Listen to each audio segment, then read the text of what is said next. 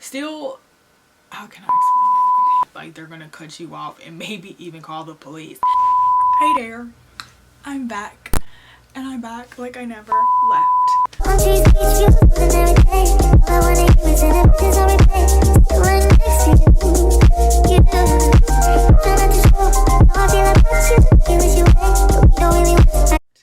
What's up, you guys? It's your girl Brandy, and I am back with another video. And in today's video, we're going to be talking about some tips and tricks on how you guys can maintain your sugar daddy relationship. If you guys are new here, welcome. If you guys are a returning subscriber, welcome back. You know, it's all love over here. If you guys have not done so by now, go ahead and do me a favor and like this video. Give this video a big thumbs up. Go ahead and subscribe and click that bell notification. You guys can also share this video with your friend if you find it informative. And overall, you guys can follow me on Instagram at _TheBrandySheree_. And I do follow back. Also, hit me up, send me a nice DM. I love getting DMs from you guys. And it just makes me feel like I'm engaging with you guys more. But yeah, so today we're going to be talking about how to maintain your sugar relationship. I get a lot of people in my DMs asking me, how do I maintain the relationship that I have with my so-called sugar daddy? But I don't really, like, if you guys watch any of my other videos, I don't always refer to him as my sugar daddy. I just kind of refer to him as a friend, because that's who he is. He's a friend.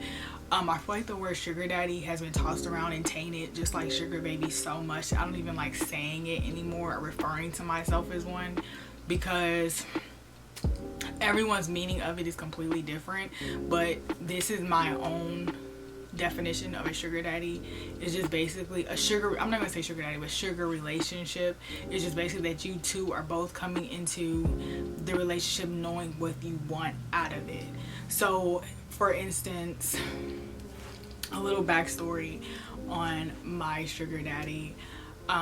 We met on an app, and honestly I was about to give up.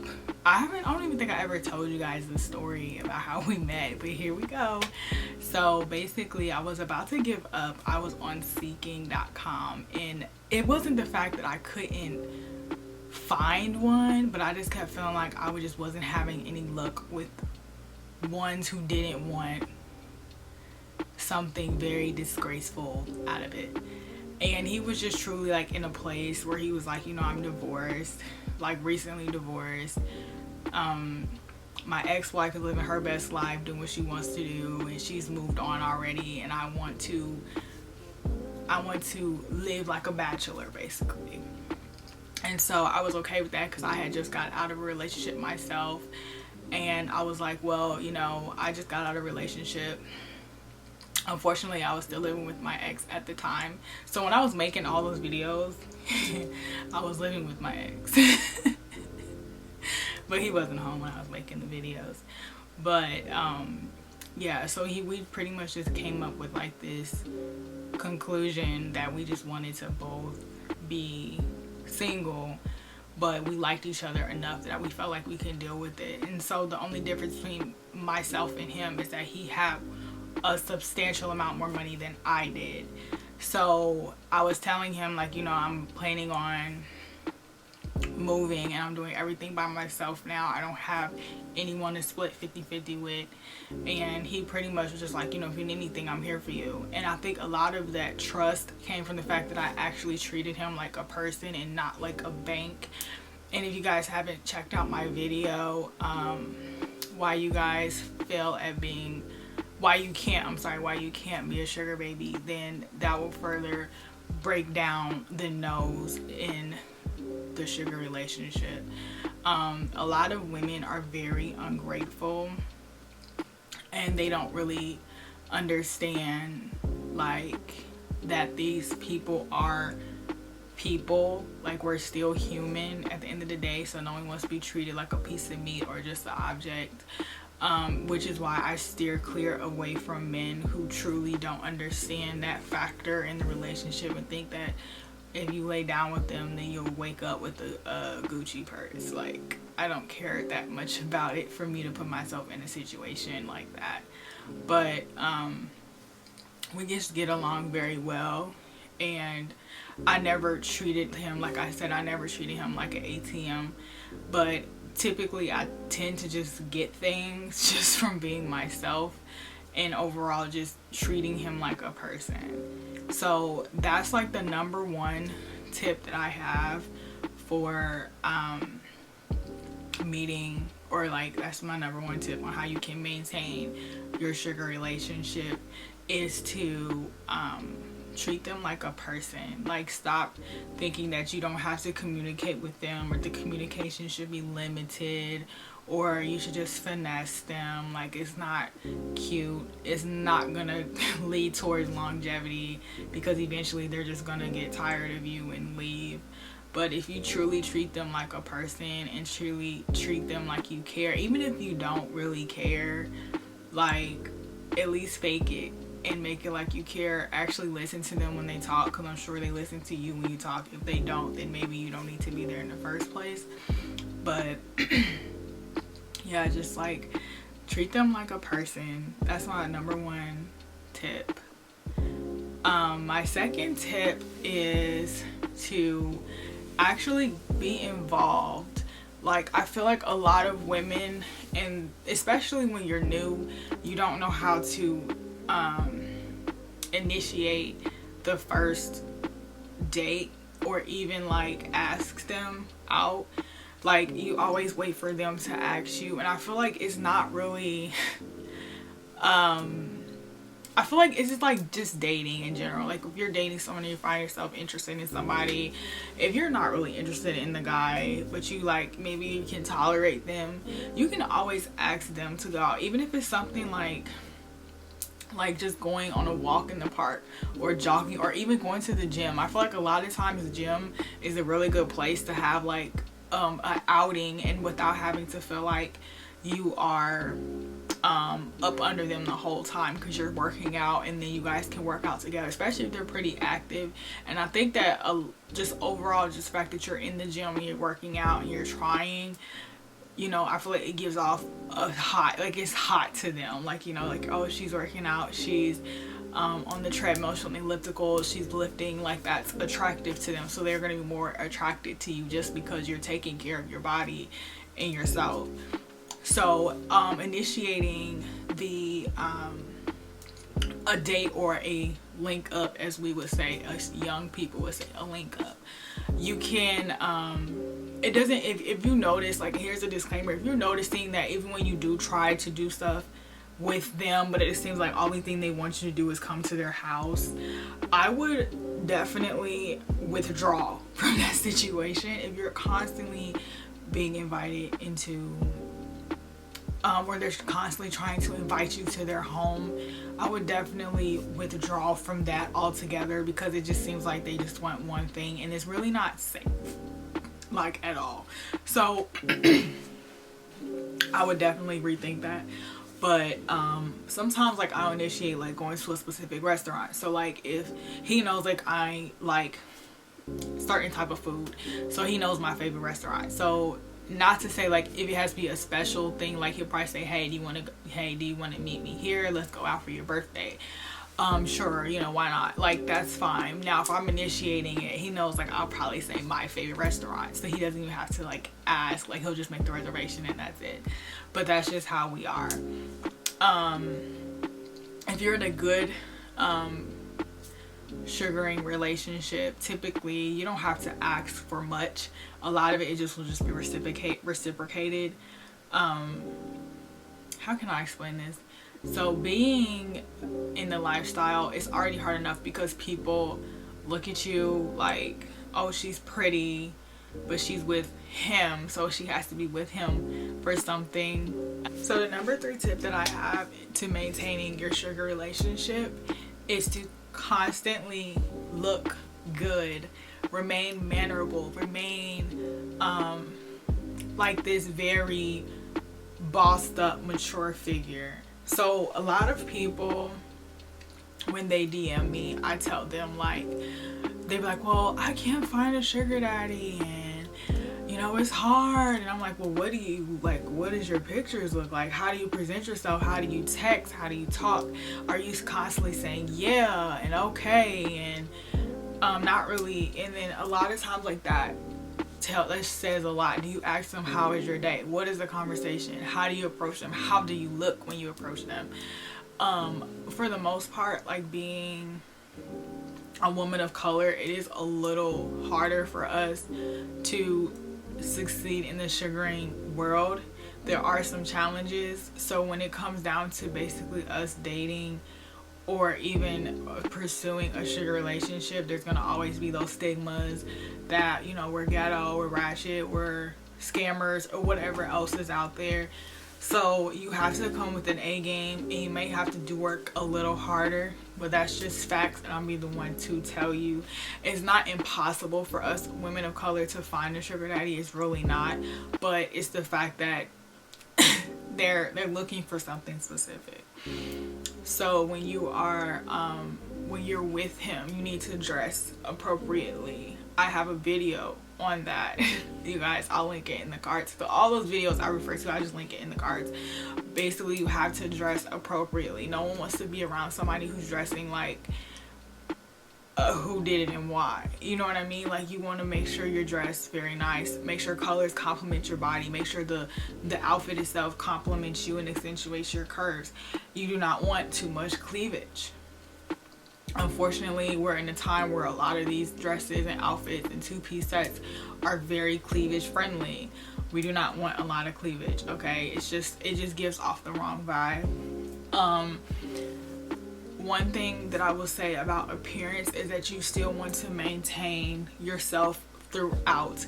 Don't even look at it as I have to maintain myself for my sugar daddy or my man or my established man, whatever you want to call him. You're doing it for you. So when you get your lashes done, your nails done, you get lip fillers or whatever it is that you do cosmetically to make yourself look good, you have to maintain that. Typically because it's like your base and then you build on your base, right? So they like you for who you brought to the table. Now if they say, oh, well, I wish you wouldn't do this, or you might look better without this, like, I mean, that's up to you. But overall, you need to present yourself a certain way. Like, you need to present yourself as a put together woman. If you notice that you're coming with outfits that don't make sense, if you know you cannot walk in heels, then you need to practice how to walk in heels. Like, period. Don't wear heels if you can't walk in them. That's just what it is. Practice walking in heels before you wear heels to dinner. Because no one wants, it's just not a good look, okay? And you're already young, so they're gonna be staring at you and now you can't walk in heels. No. So maintain yourself. Also practice etiquette. Anything that keeps them intrigued with you. Conversation. Think of conversation starters that you can have. Maybe you feel like you guys hit maybe a bump in the road. Like, those are all things to help maintain the sugar relationship. Maintaining it is a huge thing. Also, if you guys haven't done this next step, then maybe you should truly think about doing this. So the number 4 tip on how to maintain your sugar relationship is to basically don't be a pest. I don't know why some women are like this. I have no idea. Let me tell you guys a hint. Now, I am the YouTuber. I don't really go into deep detail about me and my sugar daddy. Like I said, I just told you guys how we even met in the first place. And basically, like, I just came back from a week-long vacation. I have never ever in my life been on a week-long vacation.